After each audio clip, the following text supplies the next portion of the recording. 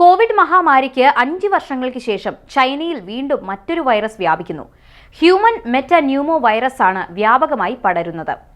കോവിഡിന് സമാനമായ പനി പോലുള്ള ലക്ഷണങ്ങളാണ് HMPV ബാധിച്ചവരിലും കണ്ടുവരുന്നത്. ആശുപത്രികളും ശ്മശാനങ്ങളും നിറഞ്ഞുവെന്നാണ് ലഭിക്കുന്ന റിപ്പോർട്ടുകൾ. ഇതിനിടെ ഇന്ത്യയിലും 2 HMPV കേസുകൾ സ്ഥിരീകരിച്ചു.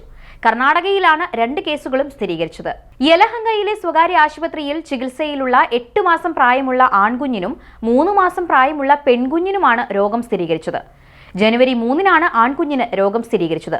പെൺകുഞ്ഞിന് ഇന്നും രോഗബാധയുണ്ടായതായി Indian council of medical research സ്ഥിരീകരിച്ചു. രണ്ടുപേരുടെയും ആരോഗ്യനില തൃപ്തികരമെന്ന് കേന്ദ്ര ആരോഗ്യ മന്ത്രാലയം അറിയിച്ചു.